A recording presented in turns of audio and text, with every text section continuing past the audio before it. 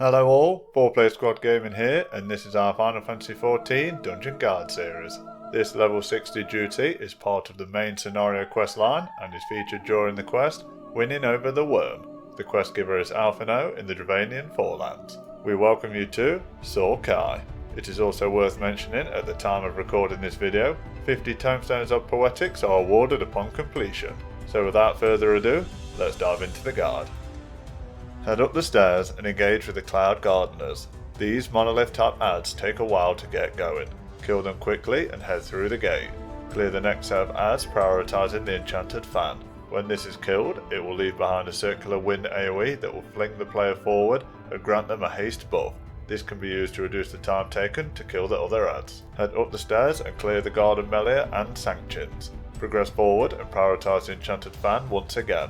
Kill it and use the haste buff to clear the Cloud Gardeners. They attack so slowly, however, it is not really needed. Once they are down, head through the gate and up the stairs towards boss fight number 1. Our first boss is Chieftain Moglin.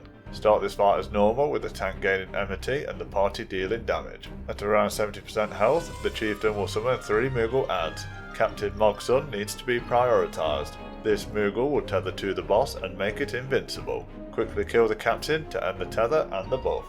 Kill the other 2 Pom guards after the Captain and maintain damage on the Chieftain.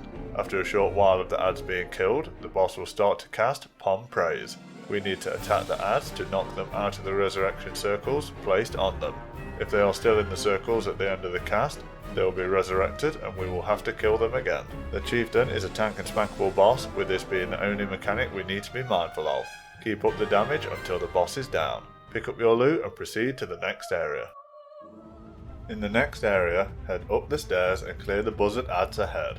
When you reach the Anzu eggs, these need to be prioritised. Allowing them to hatch will introduce Sohr Khai cockerels. After all the chickens have been cleared, head through the gate to be ambushed by the Anzu, who is very angry about you killing its eggs.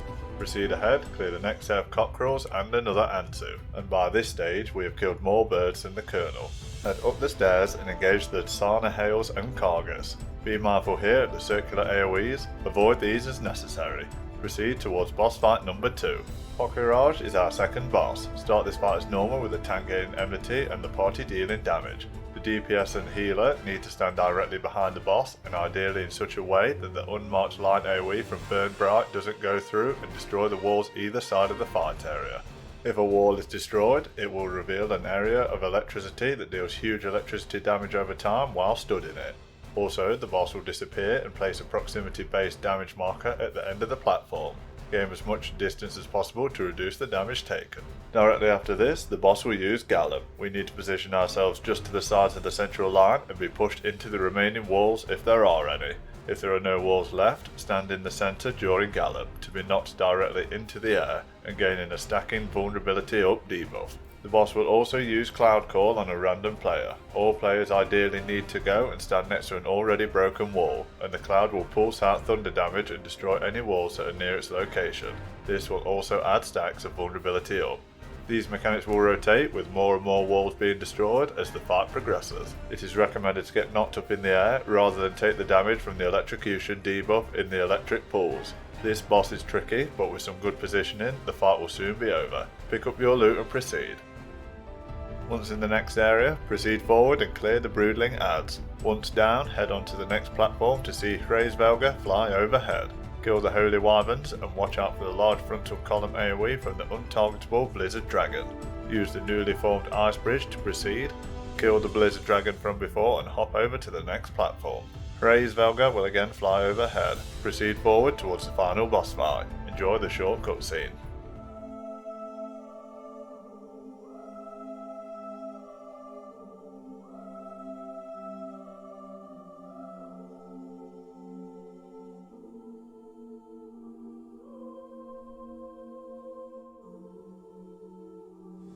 Hraesvelgr is our final boss. Start this fight by heading over towards the boss using the wind circles in the correct direction.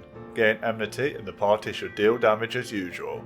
This fight consists of negotiating the platforms around the fight area and keeping uptime on the boss. It is similar to the Kraken in Hullbreaker Isle. When the boss disappears, it will summon holy sprites on other platforms. We need to kill these as they will eventually deal damage to us if left alone. When Hraesvelgr reappears, it will start to cast a huge frontal column AoE that will cover 2 platforms. The platforms hit by this strike will be completely destroyed. Any player still stood on a platform when the cast completes will be killed and will not be able to be resurrected. It is recommended to try and get Hraesvelgr to destroy all of the outer platforms, but it doesn't really matter. The boss will also use Diamond Storm, summoning untargetable ice adds. These will eventually explode in a small point blank AoE and debuff the party member hit with heavy, slowing movement speed. Hraesvelgr will keep destroying platforms. Be mindful the wind circles will carry you further than 1 platform over, so you will always be able to jump to another platform, even if it is not close. However, the boss will keep destroying platforms until they are all gone, and the fight will be reset.